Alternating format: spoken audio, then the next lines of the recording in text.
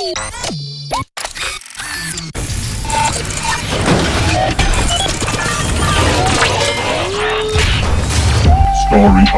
rumblings.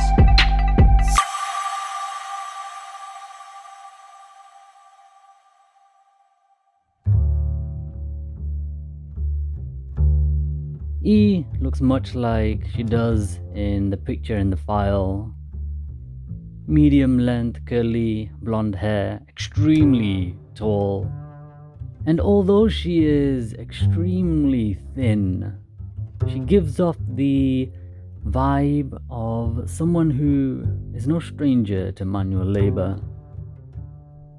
I take a moment to send some joy and peace to her soul, to help it on its way. Before I begin to spend the next half an hour investigating, looking for clues as to who murdered her. As I do so, I surprise myself a little bit, as being around E's dead body doesn't make me as uncomfortable as I thought it would. Honestly, I feel rather peaceful. Perhaps because of that lack of energy that I noted earlier when I first saw E and wasn't alarmed by how unalive she appeared to be and is. I begin to think of jackets. How you can see a jacket on a hanger and it may look good, it may look nice. However, then when you put it on, look at yourself in the mirror or see it upon someone else, that is what brings it to a whole new level. You'll think, wow, I didn't realize it looked that good. Or you're surprised when you put on the jacket and you think, wow, this looks really good on me. There's that difference between seeing the jacket just hanging there and then seeing someone don the jacket, donning it yourself. The jacket somehow looks different, even though it's the same jacket, nothing's changed about it, you just put it on. And then over time, as you wear the jacket to different occasions, as you have different experiences in the jacket, you start to get more attached to the jacket, till eventually, even when it is probably the least fashionable jacket or piece of clothing in your wardrobe, you still hold on to that one particular jacket. Hold on to it for so long as you can, until finally it's so tattered, it's so moth-eaten that you have to say, I have no choice but to let it go. And then you relinquish the jacket. And then, either immediately or after a short space of time, a long space of time, another jacket comes along and you attach new memories, new experiences, new meaning to this jacket. And while I'm investigating, I'm wondering, perhaps life is a little bit like donning a jacket. You put on the jacket when you are born into this world, then you go through life doing whatever you do, experiencing whatever you experience, and you become attached to this body and all the experiences, all the memories, all the connections that you make. Then finally, once all life's experiences and challenges, diseases, and all manner of emotions wear you down, wear away the jacket, there comes a time where the jacket is just too tattered, too weathered and beaten by disease and emotions and challenges of life to continue being worn. So you have to hang that jacket up and find a new one. Anyway, that's my long-winded way of trying to explain perhaps why I'm not feeling as uneasy around E as I thought I might be. Because the body is just a jacket. You'll don it and chuck it aside as easily as you would any old jacket. The good stuff, the important stuff, is What's wearing the jacket? Okay, I'm getting into this now. If we take it one step further, then perhaps the ultimate goal is to be completely free of the jacket. Let me cast off the jacket, we should say, and then be able to be in complete freedom, running around naked. I mean that in a figuratively way. Figuratively, is that even a word? It is now, figuratively, devoid of any attachment or desires, any wish to have or need another jacket. And now I don't know what I'm talking about. Back to the investigation. Alright, real talk.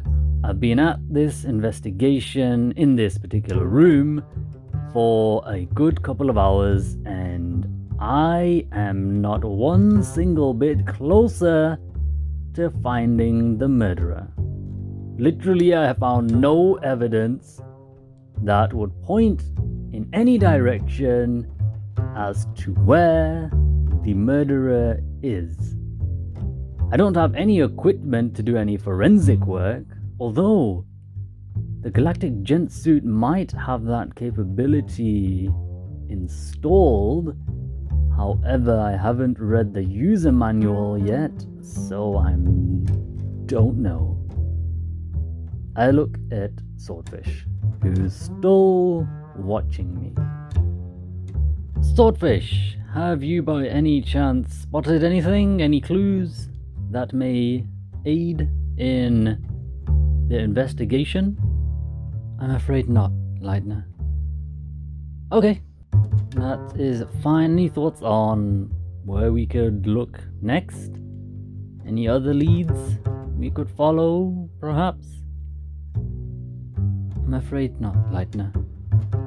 Okay, Swordfish's eyes have not left me for the hours I have been investigating this room, and now she is standing very still staring right at me with those pink eyes. I am getting a deep feeling that there is an impaling incoming any moment, and it's making me nervous no matter how many times I tell myself to be calm and peaceful. Be calm, be peaceful. May I ask why you brought me down here? I thought perhaps you'd be able to see something that I had overlooked, Lightner. Aha! So you are, or you have, investigated this room previously, and also you must be investigating this murder case? Perhaps, Lightner. Okay, we're not gonna get anywhere like this. Okay, so what do you suggest is the next course of action? I can't find anything in this room. Well then, I guess the investigation unfortunately has come to an end for you, Lightner. Whoa, hold up. I know that this lead seems to have gone cold, but that doesn't mean it can't be warmed up, or a fresh lead that is much hotter cannot be found. Lightner, I've spent the last few hours observing you in your investigation, and it doesn't seem to me that your scientific knowledge best equips you for a murder investigation. We can handle it. Wait a minute, she just said we. 6 hours plus of staring and observing me investigate this room has taken its toll on her mind. I pounce, by which I politely ask, Swordfish, may I ask who we are in this equation? There is a long pause. I think this is a classic gotcha moment. The good old, oh, me, I'm working alone, and then accidentally slip out we or us to reveal that you are working with someone or for someone. Tell me who they are. No, you may not, Lightner. Then I'm afraid that we have reached a impasse. Because I cannot forsake this vow that I have made to get to the bottom of this murder, and you are fast becoming a person of deep interest in my investigation, Swordfish. Very well, Lightner. I will tell you who I'm working with or for, but I would like to see the file. Okay, then you got yourself a deal, but name first. Very well. The Voracious Covenant. Ooh, they sound hungry. Well, that exchange happened fairly quickly, and she's now holding out a hand for the file. And she did complete her end of that deal, so as much as I don't think this is the best idea given the information or the lack of information that I have, I hand over the murder case file. And she proceeds to take her sweet time looking through the whole file. I'm standing around for over an hour.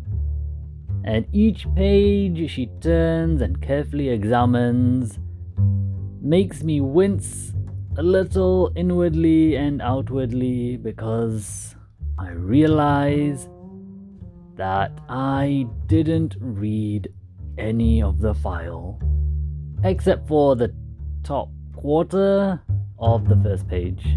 I did intend to, and probably should have taken time to do so before I went gallivanting off with a complete stranger who just so happened to know the location of a dead body in a murder investigation. However, I think I've mentioned I'm no detective, although it does occur to me now that you don't need to be a detective to know it's probably a good idea to read the whole case file once or twice before going out on any explorations or investigations or making any connections to people that may or may not be related to the investigation or may not be the murderer. All that being the case, there's no point lingering on past happenings. Let me think of something that will better my situation and get me closer to finding the murderer and completing my vow. I'm drawing a blank right now, but Swordfish is still flicking through the case file, so I still got time to think of something. She finally finishes her reading of the file and doesn't give it back. Instead, she says, I'm going to have to take you in, Lightner. On what authority are you going to make this arrest, Swordfish? No arrest, Lightner. And think of it not as an arrest, more of a time out while I do what I need to do. I think I'd rather be arrested than put on a timeout like a child. Okay, wait, hold on. That's my ego. Bring it back down. Ooh. Cast away the ego. Be calm. Be peaceful. I'm going to make you a counteroffer that you may or may not be able to refuse. As you know, I have vowed to find the murderer of E. I intend to see this task completed.